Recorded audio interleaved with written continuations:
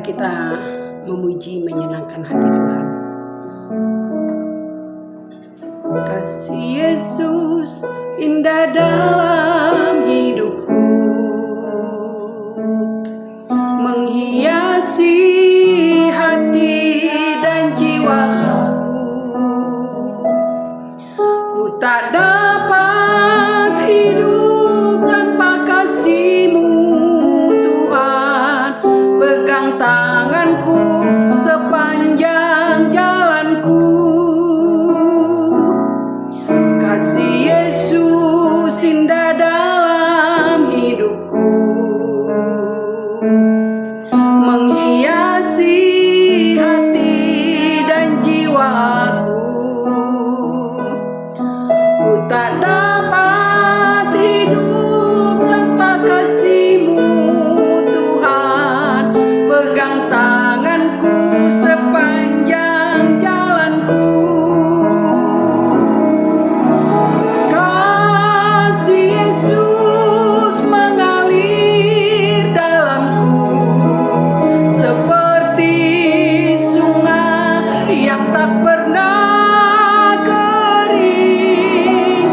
Kasih Yesus membebat hatiku. Dalam kasih-Mu ku merasa teduh.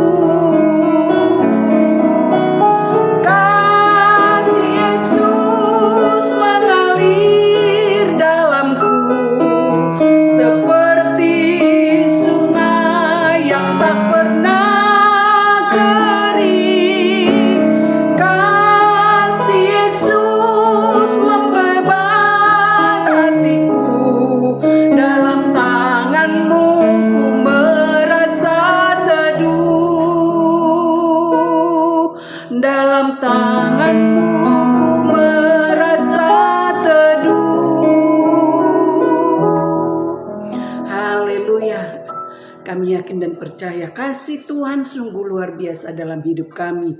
Terima kasih Tuhan Yesus buat anugerah dan keselamatan yang Tuhan berikan kepada kami.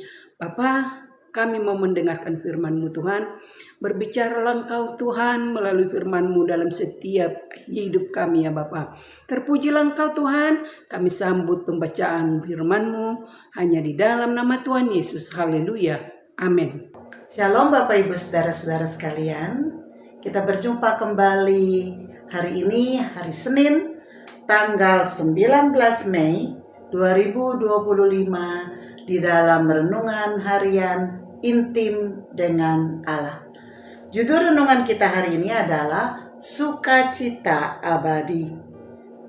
Diambil dari Mazmur pasal 96. Dan pembacaan Alkitab 1 tahun diambil dari 1 Tawarik pasal 24 sampai pasal 26. Diharapkan Bapak Ibu Saudara bisa membacanya terlebih dahulu.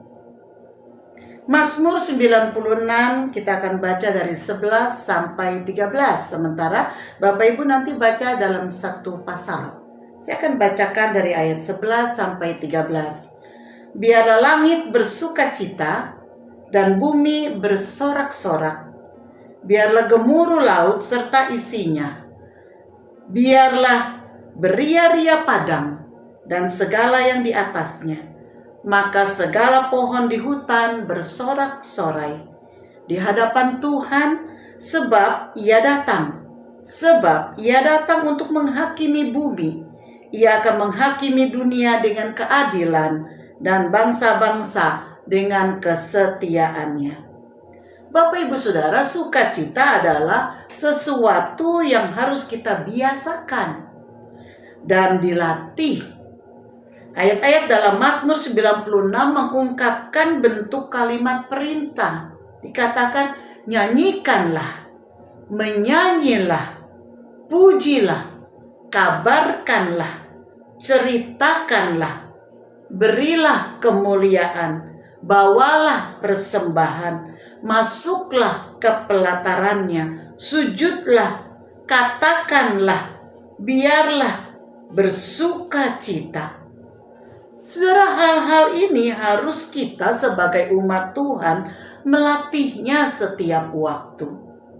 meski di saat kita enggan melakukannya. Memang sebagai warga kerajaan Allah ada banyak yang harus kita mulai belajar melatihnya sebagai nilai-nilai dan gaya hidup warga kerajaan Allah. Seringkali orang enggan untuk menyanyi, memuji, menyembah, menceritakan pekerjaan dan perbuatan Tuhan.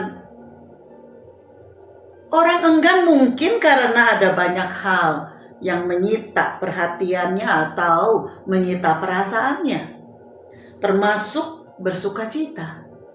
Ada banyak orang yang tidak melatih dirinya, tidak melatih hatinya untuk bersukacita. Ternyata bersukacita pun harus kita latih dan biasakan. Ia membiarkan segala hal menutupi hatinya dari bersukacita. Namun sekali lagi, bersukacita bukanlah sebuah saran, tetapi sebuah perintah. Seperti yang tertulis di dalam Filipi 4 ayat 4, dengan jelas dikatakan adalah sebagai kalimat perintah.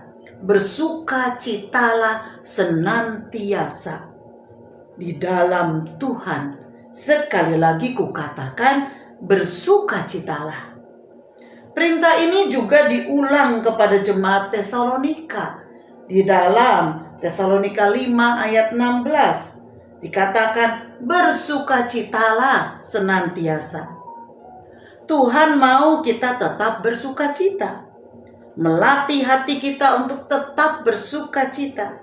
Bukan karena semua baik-baik saja, atau karena selalu kita berada dalam kelimpahan di dalam berkat Tuhan. Tentu saja hidup manusia tidak selalu naik atau selalu turun. Ada kalanya naik, ada kalanya turun. Ada kalanya lurus, namun ada kalanya berliku. Tetapi perintah Tuhan jelas bahwa kita harus melatih diri kita, hati kita untuk senantiasa bersukacita. Apa alasannya untuk kita harus senantiasa bersukacita, saudara?